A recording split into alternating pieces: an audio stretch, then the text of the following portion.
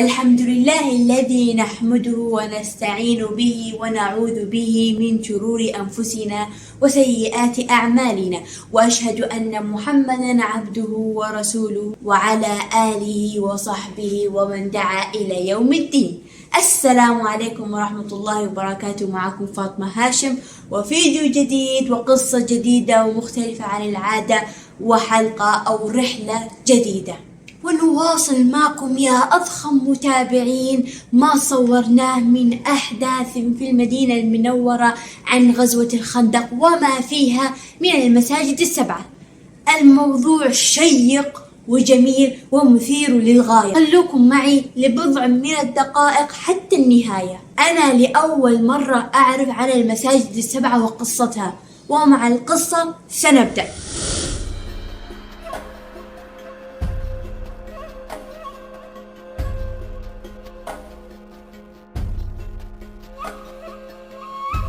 بعد ما انتهينا من غزوة أحد وانتقلنا أنا وأبي إلى غزوة أحد إلى غزوة الخندق، أو بيسمى آخر غزوة الأحزاب. إذا أنتم حابين أتكلم عن غزوة الخندق اكتبوا لي في التعليقات، عشان تكتبوا لي في التعليقات وأشوفها وراح أحكي لكم القصة بالتفاصيل. أول ما دخلنا لغزوة الخندق جانا أسئلة أنا وأبويا: إيش قصة المساجد السبعة؟ ومن اللي بناهم؟ وليش بهذا التصميم القديم، تصميم عمراني قديم؟ وليش المساجد يعني قريبة من بعض؟ وليش سبعة؟ وليش هو في غزوة خندق أصلا؟ ليش بهذا الموقع؟ ليش ما يكون في موقع ثاني؟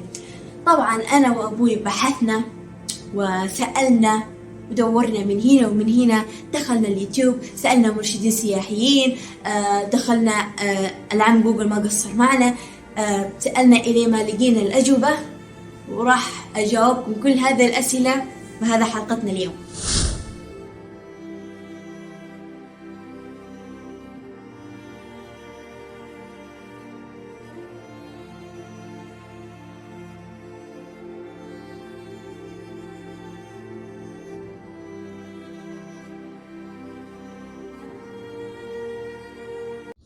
أول شيء لازم نعرف وش أسامي المساجد السبعة.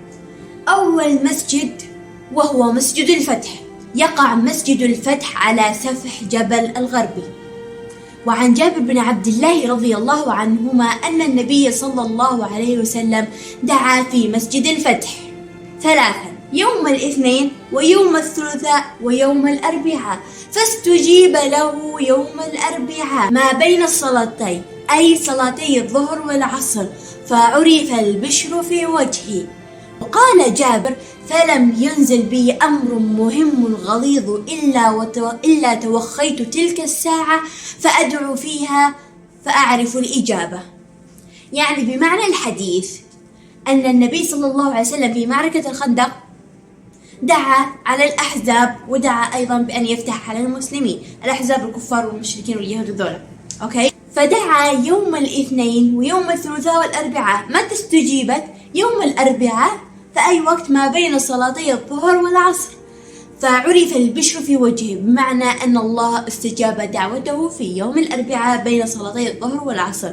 فقال جابر: إذا جاني أمر مهم أو شيء أبغى أدعو أن الله يستجيب فيه وأكون يقين بأن الله سيستجيب، يعني ثقة تامة، ما توخيت تلك الساعة إلا دعوت فيها. يعني بمعنى أنه إذا جاء يوم الأربعاء ما بين صلاتي الظهر والعصر، جابر يدعو في هذا الوقت عشان يدعو فيعرف الإجابة في هذا الوقت، لأنه هذا الوقت وهذا اليوم موضع يعني استجابة، لأن الله سبحانه وتعالى استجاب لنبيه. فأهل المدينة اتخذوه كعادة لهم إنهم يوم كله أربعاء وما بين صلاتي الظهر والعصر يجوا يصلوا ويدعوا ما يشاءونه. فلو تلاحظوا تروح المدينة تلقى في هذا الوقت زحمة، حتى يمكن ما راح تلقى لك مكان. أقول لكم أنا رحت تقريبا الظهر كذا، لا من الظهر العصر تقريبا، إلا وزحمة مليان ناس، يعني ممكن تلقى مرة زحمة والمسجد صغير يعني.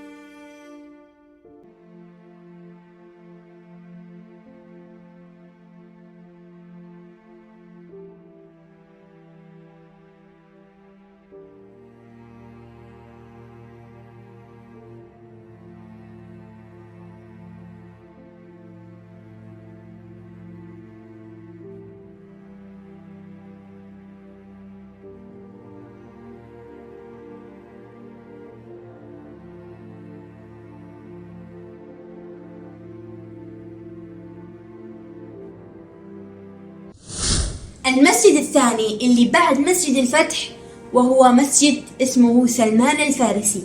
وسلمان الفارسي هو صاحب فكرة حفر الخندق، هو اللي جاب الفكرة للنبي صلى الله عليه وسلم.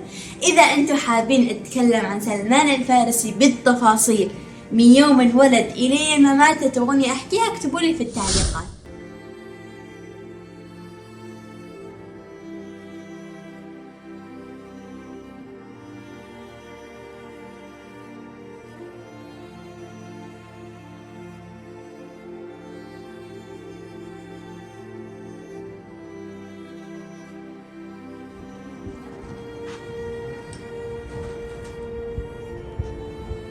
المسجد الثالث وهو مسجد أبو بكر الصديق رضي الله عنه. هذا المسجد أبو بكر ليس موجودا حاليا، والسبب لأنه قد هدم وسيتم بناؤه، لسه ما بنى، مهدوم.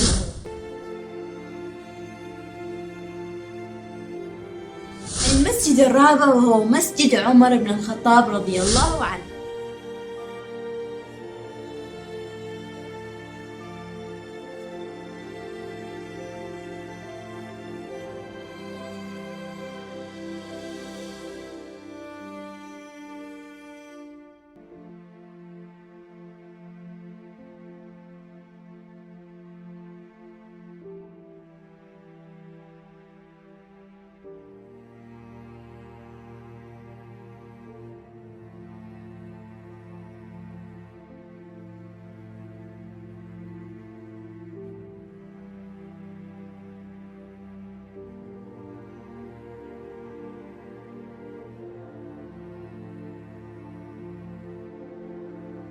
المسجد الخامس وهو مسجد فاطمة الزهراء، اللي هو بعد مسجد عمر بن الخطاب ومسجد فاطمة.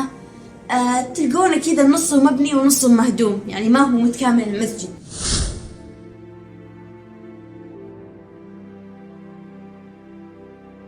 بعد مسجد فاطمة المسجد البعيد في الزاوية هذا مسجد علي بن أبي طالب رضي الله عنه.